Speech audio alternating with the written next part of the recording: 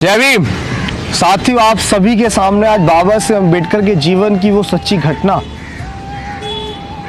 जो महज एक कहानी नहीं है, वो घटनाक्रम है जो बाबा साहेब अम्बेडकर के जीवन में घटा।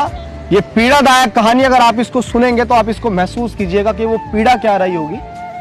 जो पीड़ा बाबा साहेब अम्बेडकर ने महसूस की, उनके साथ किसी एक और व्यक्ति ने महसूस की जिसने अपनी जान गंवा दी। आप इस पूरी कहानी को सुनिएगा, आपको पता लगेगा कि बाबा साहेब अम्बेडकर के लिए किसी ने, जब बाबा साहेब अम्बेडकर पहली बार वापस भारत लौटे थे बैरिस्टर बनके, तो किसने उनके लिए जान गंवाई और क्यों गंवाई।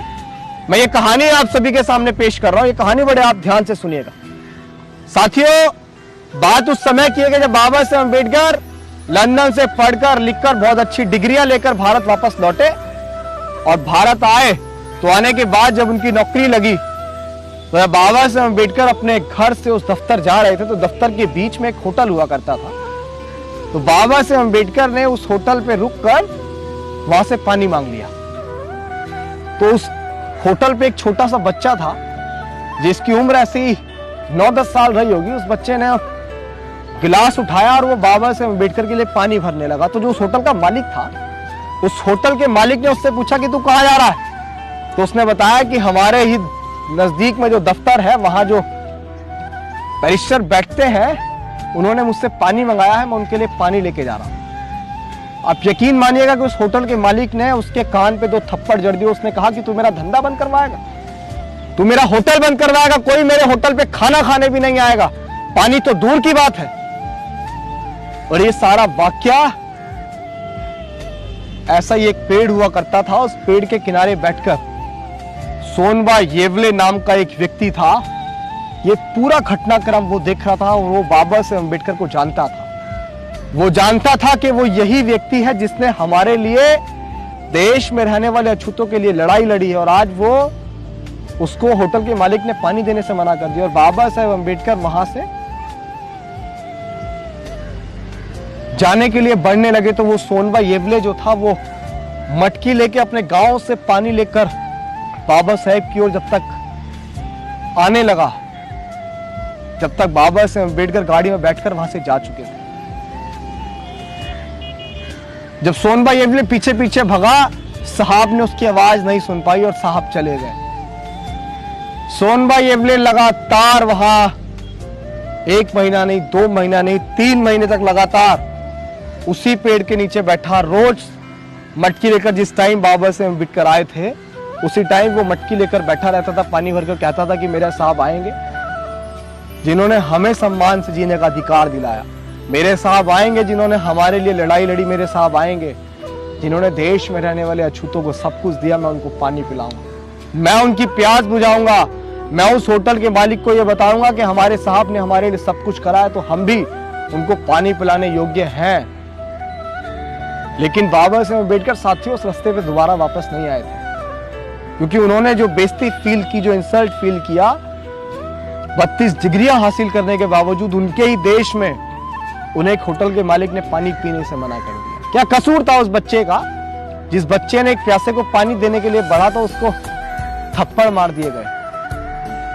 तो एक दिन बाबा साहेब अम्बेडकर के दफ्तर में जाके किसी ने बताया कि बाबा साहब, जब आप अभी 2 महीने 3 महीने पहले उस रास्ते से आ रहे थे, वहां एक होटल पड़ता था, जब आपने वहां पानी मांगा तो ये वो सारा वाकया एक सोनबा येवले नाम का व्यक्ति था, वो देख रहा था। वो रोज दिन प्रतिदिन लगातार उसी दिन से मटकी में पानी लेकर पेड़ के किनारे बैठा रहता है। वो आपका इंतजार करता है कि मेरे साहब आएंगे, मैं उनको पानी पिलाऊंगा।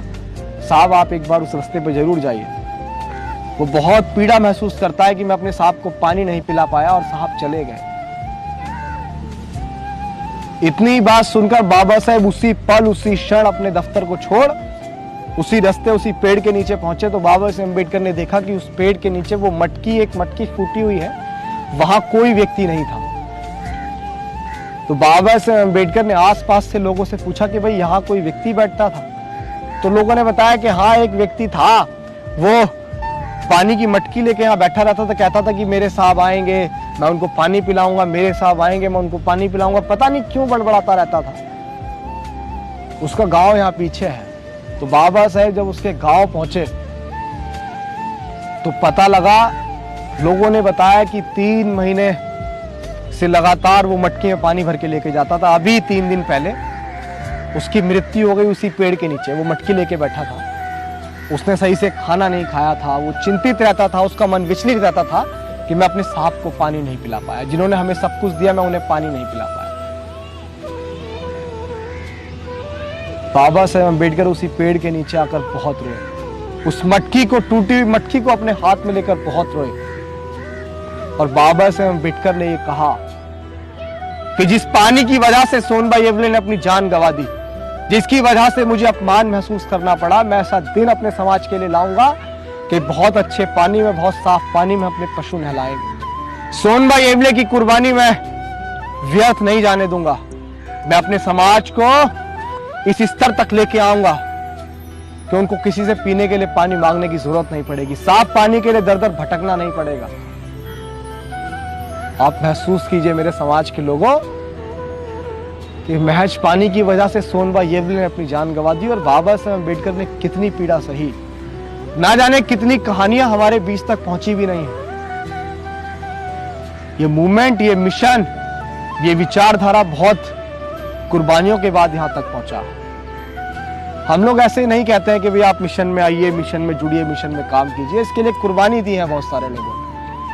इन कुर्बानियों को जाया मत जाने दीजिए। मिशन किसी एक व्यक्ति की जिम्मेदारी नहीं है, ये सभी की जिम्मेदारी है। उम्मीद करता हूं कि इस सच्ची घटना को सुनकर आप अपने जीवन में बाबा साहेब अम्बेडकर की मूवमेंट को उतारने का प्रयास करेंगे। जय भीम, जय भारत, जय संविधान।